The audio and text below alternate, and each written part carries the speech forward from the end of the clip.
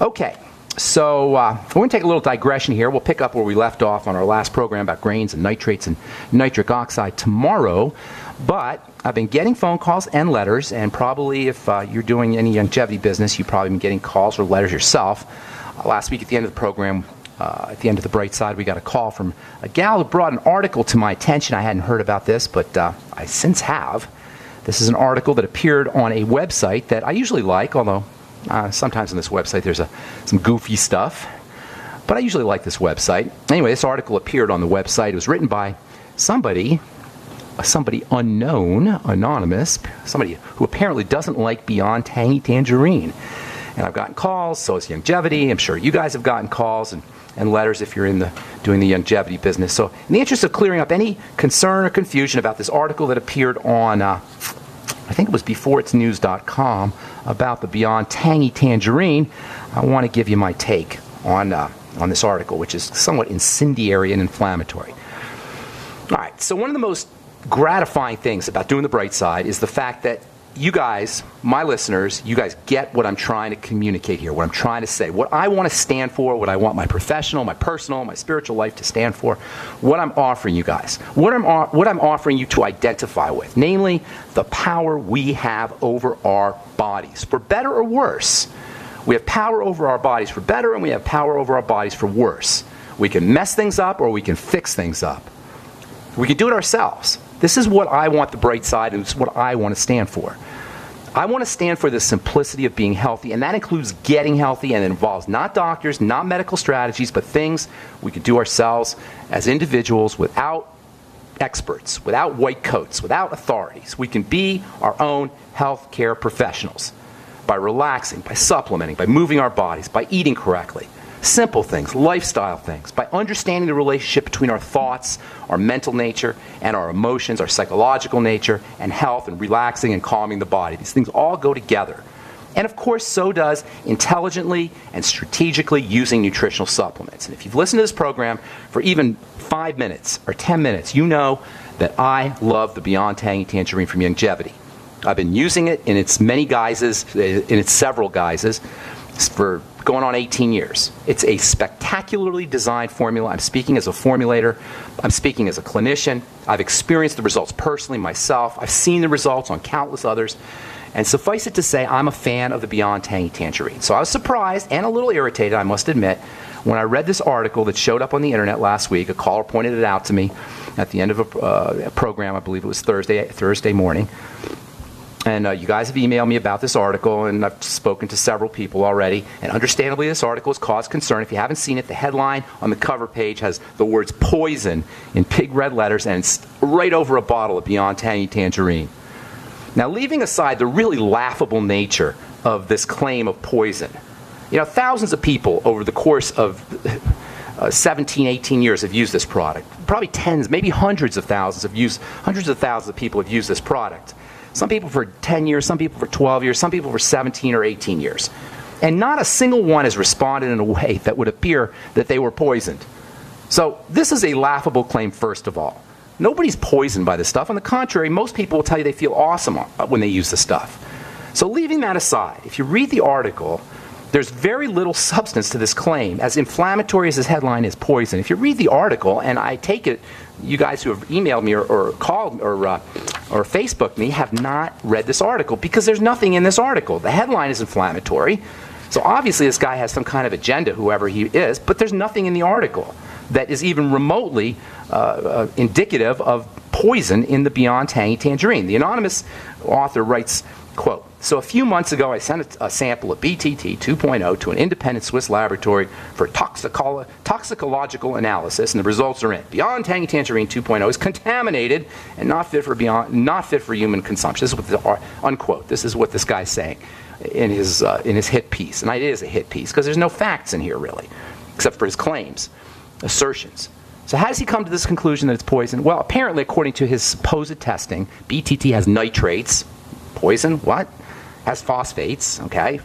chloride, fluoride, bromide, aluminum, and sulfates. And then he starts quoting government recommendations. There's 7 things that he's complaining about here. And then he starts quoting government recommendations and compares what happens if you use over the amount of the government recommendations. And that's how he proves his point that this stuff is poison, because it has too much chloride or too much fluoride or bromide or aluminum or sulfates or nitrates or phosphates, and that's it. Now, no mention is made of what kind of fluoride or chloride he found. No mention is made of the fact that fluoride has nutritional value, bromide has nutritional value, sulfates have nutritional value, etc. No mention is made of the protocols or the techniques or what kind of testing was done. Nor is mention made of the form of the minerals. Was it plant-derived minerals? Was it heavy minerals? Was it, minerals are not the same. Not all minerals are the same. Not all fluoride is the same. Not all iodine is the same. Not all arsenic is the same. Not all chromium is the same. We're going to talk to Dr. Andrew Harley at the bottom of the hour about all this. So some guy is circulating an article where he claims, without any proof, that he had some lab in Switzerland. Why in Switzerland, of all places? Couldn't he find a lab in the United States? So he apparently, this is his claim, he sends this product out to Switzerland, and then, with no proof or any, it just claims that he makes, he conclusively states in big red letters, poison, BTT, not fit for human consumption. No mention is made. Where was the lab? What was the research protocol? What were the results exactly? Can I see the results, mister? Who are you? No mention is made of the author. Did they really say unfit for human consumption? There are so many problems with this article, it's almost ridiculous that I even have to address it. But I am going to address it. I got more to say when we come back from our break. I'm Pharmacist Ben. You're listening to The Bright Side on the Genesis Communication Network. 844-236-6010. 844-236-6010 is our number. We'll be back right after this. Don't go away. Okay, we are back on The Bright Side. I'm Pharmacist Ben. If you're on hold, hang tight. I'll get you in just a minute. A couple more things I want to say about this article that appeared on beforeitsnews.com. Headline, Poison. Beyond Tangy Tangerine's Poison. All right, so before we went to break, I was telling you, if you read the article, it's a lot different than if you just look at the headlines. There's nothing in the article about how this product was tested, what kind of metals are in there, what the exact results of the supposed Switzerland testing, why Switzerland. Did the researchers really say unfit for human consumption? Did they really say poison? Listen, I have been offering tips, strategies, nutritional choices, ideas, concepts for people, for patients, to help them reverse their health challenges for nearly 30 years, since 1983. What is that? That's over 30 years, if you include my 3 years as a student, my 4 years as a pharmacy student. Over 30 years. I know a lot about supplementation. I know a lot about formulation. I know a lot about nutrition in the body. And when I see an idea or strategy or formulation or product work over and over and over again, when I see it work repeatedly to address and reverse degenerative diseases, I notice that. And I want you to notice it too. When I tell you to take a product, or I recommend, I don't tell you to take a product, I suggest a product, I recommend a product. It's not because I make 10 cents on the product or 20 cents because I have a longevity distributorship. It's because I'm a healthcare professional. I've seen the results, not once, not twice, not 100 times, maybe hundreds, maybe thousands of times. Results like, this is from the Beyond Tangy Tangerine, results like drops in blood pressure, weight loss, people reducing or entirely eliminating their prescription medication, results like feeling more energy. This is from the Beyond Tangy Tangerine that's supposedly poisoned. More restful sleep, better sex, lower blood sugar, results like just feeling better. So when I read an article posted by some anonymous source, or even an expert for that matter, but especially somebody who's not even telling you who he is, especially one that's as weakly supported as this article, if you will, and when I compare it to what I've seen with my own eyes, what I know with my own eyes, it's very difficult for me to take this thing seriously. If this guy said to me, well, there are people who are dying from this poison BTT stuff. I've seen people dying. I've seen the agony. It's caused suffering. It's caused misery. That's one thing. If he said that, he's seen people suffering and in agony and poison from Beyond Tangy Tangerine with the same sense of personal experience that I have when I tell you about blood pressure dropping and pounds falling off and energy increasing and appetite being suppressed and medication reduction. When I tell you about these these things that I've witnessed personally, more times than I can count, if he said if he said that he knew that the BTT was poison based on his own experience with the same kind of certitude that I have when I tell you I've seen this stuff work, then I would start to pay attention. Then I would take this guy seriously. But to simply rip on a product with no backing that so many people find valuable, to rip and try to dissuade people from using a nutritional supplement that so many people have made an important part of their daily lives and their nutritional program, by quoting some supposed results about levels of a substance that somebody from the government may consider problematic. Number one, that's not fair. And number two, it smacks of an agenda or an ulterior motive. Number one, it's depriving people or potentially depriving people of a powerful source of nutrition that can change their lives. And number two, it smells bad. It smells like he's got some kind of ulterior motive. But of course, we have freedom of the press and freedom of expression, and people can say whatever they want, and they can make whatever claims they want. And just like they said in ancient Rome, caveat emptor, let the buyer beware. Always be careful. As Ronald Reagan said, trust yet verify. As they say in Islam, trust in God or trust in Allah, but tether the camel. So everybody gets to say what they want. Everybody gets to promote what they want. We have to assess the claims, and we have to assess the facts for ourselves. All right, at the bottom of the hour, we're going to talk to Dr. Andrew Harley. He's a PhD, geologist and soil chemist. He specializes in nutritional minerals, and we're going to clarify this whole subject of minerals, their various forms, plant-derived minerals, and the relevance of the various forms to health and toxicity. And got a couple calls here. We'll try to get some calls before a break, and then we'll talk to Dr. Harley. Wesley in Ohio, good morning. What's up, buddy? Yes, looking at a comparative digestive tract that I found on the internet. It's part of a book by Dr. Vogleton. It's a comparison of the digestive tract of a human, dog, and sheep. And guess what? The human and the dog are virtually identical, with just major difference is that the human has an appendix, the dog does not. Is it not fair to assume then the dog is a carnivore? Are humans carnivores? Humans are omnivores. Read The Omnivore's Dilemma, Michael Pollan. Humans do everything. Humans and rats are opportunistic eaters. They're the two major opportunistic eaters of the animal kingdom. We eat anything. And that's because we're built to survive. And that's a good thing, and it's also a bad thing. It's a good thing in the sense that we can eat anything and we can survive on anything. It's a bad sense is because we do eat anything and they feed us anything. At least our industrial food model feeds us anything. So to answer your question, Wesley, first of all, dogs are used in pharmaceutical testing. That's one of the major animals they use for drug company testing for drugs because their biochemistry is very similar to humans.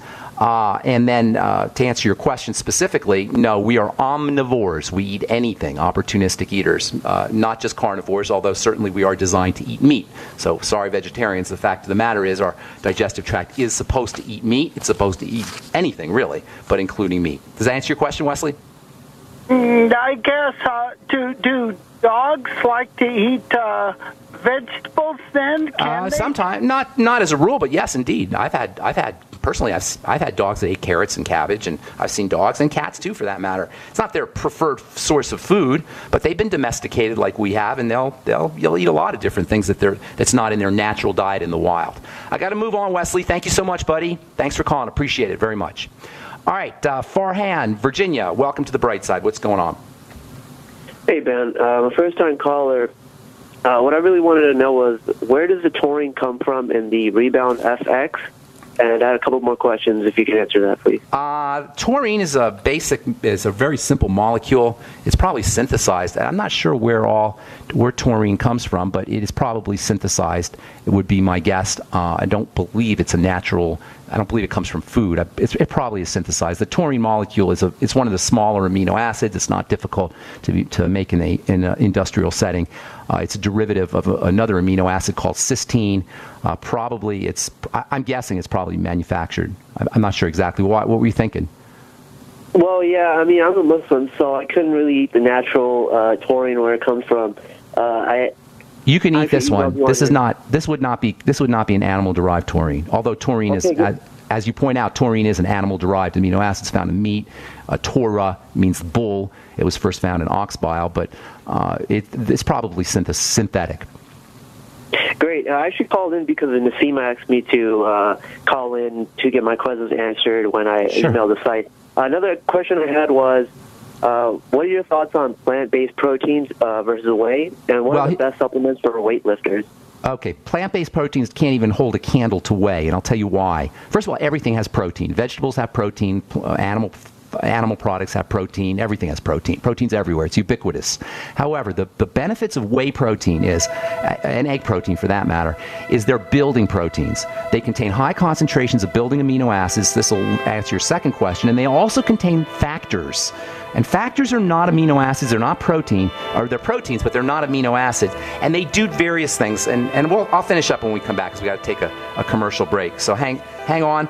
Sorry if we left you on hold. You can call us back tomorrow. We got Dr. Andrew Harley in the bottom of the hour. I'm Pharmacist Ben. You're listening to The Bright Side. We'll be back after this. Okay, we are back on The Bright Side. We'll get to Dr. Harley here in just a minute. I want to finish up with Farhan. Farhan was talking about the difference. He asked me about the difference between plant proteins and animal proteins. And here's the big difference. First of all, plants do contain protein. They just don't contain the building proteins that you'll find in whey and egg specifically. Whey and egg are the two primal building proteins, the two primary building proteins. That's because an egg is basically a cell, and a cell, it's an egg cell, and cells are meant to divide and grow, so it has everything you need to divide and grow, for a cell to divide and grow. And that includes something called growth factors, as well as protective factors, antibiotic factors. These factors are not the same as protein, not the same as amino acids. They're peptides, they're strings of amino acids, and they're only found in dairy and egg. And by the way, this is what makes dairy and egg protein problematic, because sometimes these peptides or these strings of amino acids that are only found in dairy and whey, because they're active, they can set off an immune response. So that makes them problematic, and it makes them very, very important, especially for building. Vegetarians, I'm sorry, there's no vegetables that contain these kinds of things, these kinds of elements, these kinds of factors, growth factors specifically, and also antibiotic factors or antiseptic factors, and also factors that stimulate the development of the digestive tract and improve the environment of the digestive tract as it regards probiotics and bacteria. Only whey, or dairy I should say, and whey especially because it's so packed, and egg contain these kinds of proteins. If you're a bodybuilder, you can get away without using dairy and egg if you're vegan or vegetarian, but in my opinion, you're depriving yourself of some very powerful growth-inducing elements and protective elements, antiseptic and antibiotic elements, and gut development or digestive development elements that you're not going to get from vegetables or from well, you're not going to get from vegetable protein, I should say. You only get in egg and whey. Hope that answers your question, Farhan. And if you've got any more questions, you can email me, ben@ksco.com. All right. So I'm really excited about our next guest because this guy is an expert in one of the more confusing subjects in nutrition. No, the most confusing subject in nutrition. That's the idea of minerals. Minerals are all, just because two minerals have the same name doesn't mean they're the same structure. And this is very important to recognize. There's different kinds of chromium, there's different kinds of lead, there's different kinds of mercury, there's different kinds of iodine, etc. And some are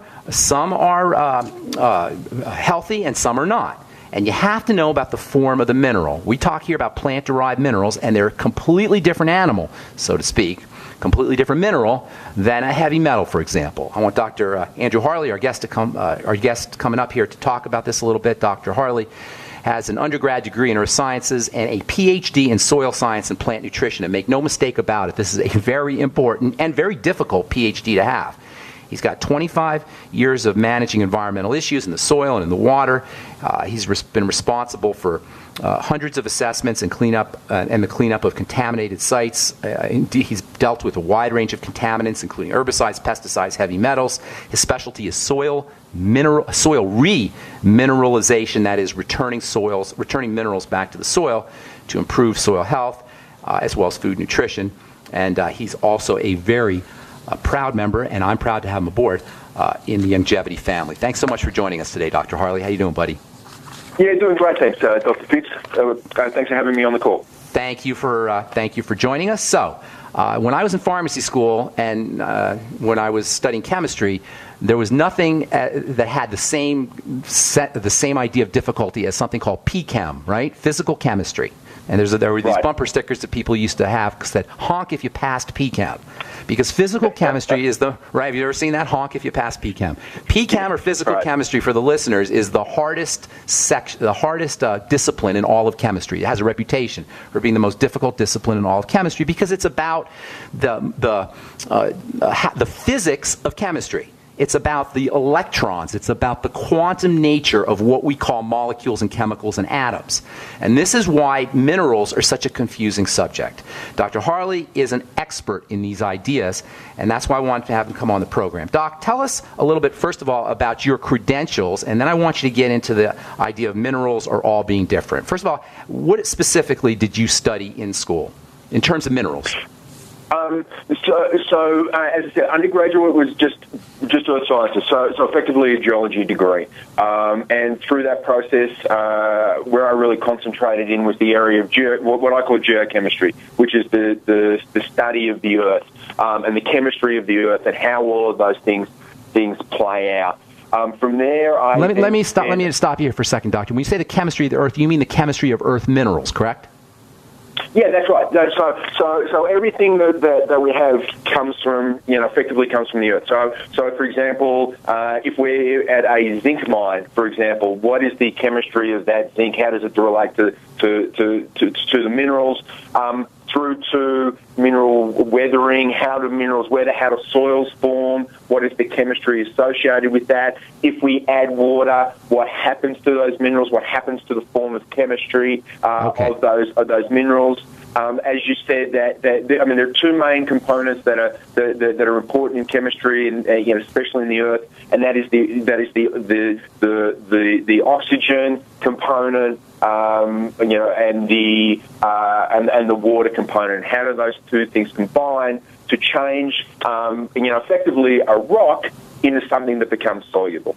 Okay, hang tight. So you said something very important there. There's a way that a rock can be converted into something valuable, nutritionally valuable, and it involves solubility. Did I hear you correct? Correct. Okay, so let me say that again for the listeners, okay? Rocks are hard, relatively inert substances, but they can be converted into nutritional substances. They can be converted from rocks into nutrients, and this conversion involves how water-soluble these elements will be. So to cut to the chase here, Dr. Harley, tell us about the differences in, say, a mineral like chromium or a mineral like iodine or even a mineral like iron. Tell us about what makes something toxic, a toxic mineral, and then how can that toxic mineral be converted into a valuable, non-toxic nutritional mineral? Okay, great, Dr. Fuchs. I'm going to introduce the concept called redox, called reduction and oxidation. I mentioned that oxygen is the basis of life. It is also the basis for these chemical reactions. And what happens is that there is the transfer of electrons. It's an energetic transfer between air and a rock, water and a rock, these components. And as that energy transfers from the water to the rock, the transfer comes from the water to the rock or from the air to the rock, correct? Correct. Okay. And what happens is that you then get a change in an electronic state. So you mentioned chromium, for example, and everyone's not sure what's that. Aaron Brockovich and hexavalent chrome. And hexavalent chrome means that it has a positive charge of 6 electrons. When that electron is lost out of that, it reduces down to what is called oxidized to what is called chrome 3. Now, chrome 3, chrome 6, hexavalent chrome is toxic. That is a toxic compound. But as that electron is transferred to chrome 3, then what happens is that actually becomes a non-toxic form and is actually the form that the body actually needs. Okay, hang tight. We got to take a break, Doc. But what I'm hearing you say is that you can take toxic chrome, react it with oxygen, or react it with water, and it becomes a nutritional element. Correct? Correct. Okay, hang tight. We'll finish up when we come back. I'm Pharmacist Ben. You're listening to The Bright Side on the Genesis Communication Network. We're talking to Dr. Andrew Harley about minerals. We'll be back right after this. Okay, we are back on the bright side. I'm Pharmacist Ben. We're talking to Dr. Andrew Harley, Dr. Mineral. I'm going to call you Dr. Harley, if that's okay, just so everybody understands that you're a mineral expert, and that's very important because minerals are all confusing. But before we went to break, you were saying how by reacting by its reaction with oxygen or its reaction with water, a toxic rock, toxic mineral or a rock inert mineral can be converted into a nutritional mineral. Correct? Yeah, so the way of thinking, of understanding is that there's this energetic dance that goes on, between the rock and water, rock and air, rock and plants, rock and acids. All of these things there's this dance where these minerals change form depending on the geochemical condition under which they are found. Who they're dancing with, what they're dancing with, essentially. If they're dancing with water, now you said something very interesting. You said that a mineral can be changed by its dance, and I love how you said that because that's exactly what it is. It's a back and forth and give and take at the electron level. A mineral can be changed by its dance with plants. Thus the term plant-derived minerals. So not all minerals are the same, first of all. I'm saying this to the listeners now. Not all minerals are the same, even if they have the same name. Not all chromiums are the same. Not all iodines are the same. Not all arsenics are the same. Not all mercuries are the same, etc. It depends on how this mineral reacts with its environment. One of the environments that it can react with is a plant environment. These are when a mineral reacts with the plant, it's called a plant-derived mineral. Tell us what those are, Dr. Harley. So these are basically so the root, as the root goes into the ground, it actually releases organic acids. That acids help to break down the rock. It is then taken into the plant, and the plant organizes the minerals in such a way that it makes it available and nutritious for animals. And in fact, sorry, go on, Ben. Can it do it with mercury? Can a plant turn mercury? So, yes. So a plant can take mercury, which everybody's terrified of, justifiably so, and it can convert that mercury, can dance with the mercury, as you said, at the electron level, and make that mercury nutritionally valuable, whether to humans or to animals. Correct. It can neutralize it and can make it available. So if I told you the Beyond Tangy Tangerine had mercury in it, as a geochemist, as a PhD, what would be the first question you would ask? First question is, what form is it in? Perfect. Firstly, what form is it in, and what is its concentration? Did you guys hear that? That's what you gotta know. Not all mercury's the same. So if some bonehead prints an article that says there's mercury in here, in the Beyond Tangy Tangerine, you gotta ask what kind of mercury. Is the same true about aluminum? Same is true about aluminum. And the other thing about that, Ben, and you know this as a chemist, it all depends on the particular analysis. There are hundreds of analyses you could do to understand what is in the compound. So you need to know the analysis, you need to know the form, you need to know the concentration, and these are the things taken in total before you can make that decision.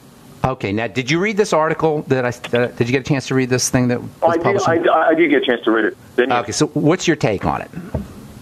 Look, I mean, there's a couple of things. I mean, firstly, the results are being compared. I am assuming to groundwater data. Certainly, the arsenic appears to be, and that's like, okay, great. So certainly, there are thresholds for understanding the concentration of metals within groundwater, but that is a mass in a water component. We don't know, again, the analysis that was done on the Beyond Tangy Tangerine, which is a solid. So really, the results should be reported in milligrams per kilogram, or mass per mass, because it's so solid. even the way he reported the data is off, because he reported them in terms of a solid, not in terms of a liquid, correct? Correct. He appears to be taking a solid and then reporting it as a liquid result, which is nonsensical. So right on the face of it, just by looking at 5.4 milligrams per liter, why would a solid be measured in liters? Well, isn't it? It has to be dissolved. So what you've dissolved is, so if you took a 100 grams of Beyond Tangy Tangerine and then dissolve it into a liter of water, then you run whatever that analysis is, but then you need to convert it back to what the original mass was. So, right. So it's if you're analysing a solid, you should be reporting milligrams of a metal in terms of total kilograms of what it was you're analysing. So right away we got a problem just looking at the units that he used. How about the idea? How about the bromides, the nitrates, and the sulfates? What's your take on that? Again, what are the forms that they're in? Again, it looks as if that he was comparing these entirely to groundwater data, which has its place. But if you dissolved a can of Tangy Tangerine into threw it down a well and then came back a couple of days later and measured it, I guarantee you'd be getting very different results. Because you're measuring the groundwater. Because you're measuring the groundwater. We don't know what form it's in. It's like I'm assuming, I haven't seen all the data, but I'm assuming he's reporting total chrome, for example. Do we know, is it chrome 3, is it chrome 6? What is the form that it's in? Okay, so bottom line here, would you take this stuff? Would you take this article seriously as a PhD geochemist, soil geologist? No, not at all. Again, it's highly alarmist. There's no data to support it. There's no indication what the analysis was. All he's done is he sent a sample of the supposedly to an independent Swiss lab for toxicological analysis. What are those analyses? We don't know what they are. Is there something special about Swiss labs? Is Switzerland some? I'm assuming they're good at analyzing chocolate. I have no idea. I don't know why. Yes, that's true. Maybe he should do the chocolate products too and send them out to Switzerland. I don't know why. I don't know why he went to Switzerland either. All right. So what's your take on the Beyond? How long have you been using the Beyond Tangy Tangerine, Dr. Harley? I've been using it for a couple of years, as Beyond Tangy Tangerine for a couple of years, and then the good old plant-derived minerals for over a decade now. And do you feel poisoned in any way, shape, or form? I'm just kidding. Obviously not. I'm doing fine. And in fact, you've met my beautiful wife, who has been, she has avoided. Doctor said they needed to fuse her neck, and now she can basically live pain free. So no problem. You're a PhD. You could do a lot of things. You could write. You could teach. You could be a professor. But you got yourself involved with longevity. Tell me why. My academic research was such that I worked out we could theoretically and academically improve the soil, but it was just too expensive and it was logistically difficult. The more I looked into it, the more I found that our food system is actually killing us, and it's getting harder and harder to actually change the food system en masse. The only way that I see that we could do it is through a product through such as longevity, where we need to be doing that supplementation. There's no way we're getting what we need out of our food. Just can't. We need to be doing supplementation. This product being plant-derived, having the spectrum that it has, and having the scientific credential behind it, I believe is the best company out there right now. As a PhD, as an academician, as a professor, as a scientist, what's your take on Dr. Wallach and his work? I think it's fantastic. You go and have a look at his all of his academic work. It is second to none, and that's how I got involved in longevity. Was when I was doing my academic research, I came across his work and his work on minerals, and that's how I became involved. There's another great book for your readers to get a hold of if they can. It's called Soil, Grass, and Cancer. That's an amazing book. That's an amazing book. Amazing book. Yeah, and amazing. That outlines everything that Wallach talks about independently. If you want another version of what Wallach is talking about, get a hold of this book, Andre Voisin, Soil, Grass, and Cancer. Absolutely, will change your thinking around this problem. That's awesome. And by the way, that book is you gotta dig around for it. I spent like almost $200 for it, but it was worth it. It's a great book. Soil, Grass, and Cancer. Acres USA. You should be able to get a hold of it. Acres USA. What was the other book you were telling me about? I forgot what that was. Another soil book. What was the first book you read on soil? It was the first book you read, you told me. It was a classic book, green cover. Secrets of the Soil. Secrets of the Soil. That's another amazing book. So Secrets of the Soil. That's a great one, too. Secrets of the Soil and Soil, Grass, and Cancer. Dr. Harley, it's been a total pleasure. It's been an honor. And this is the quality, folks, for the listeners, this is the kind of quality people you're going to meet, you're going to be involved with, you're going to get to consult with and deal with when you join, if you're on the fence about joining longevity. Dr. Harley, it's been a total pleasure. I hope I get to see you soon, buddy. Okay, thanks, Ben. Greatly appreciate it. Thank you so much. Have a beautiful day. All right, that was Dr. Andrew Harley, geochemist and soil scientist, and that's pretty much everything you've heard on the bright side. Everything he said is stuff we've been talking about here for years. Anyway, tomorrow we'll continue talking about wheat and anxiety, and then we'll finish up with nitrates and nitric oxide. I'm Pharmacist Ben. If you want to join the Brightside Ben team, love to have you aboard. Call 866-735-2470. That's 866-735-2470 for the Brightside Ben phone team. Have yourselves a spectacular, wonderful, beautiful day. We'll talk to y'all later, folks. Bye for now.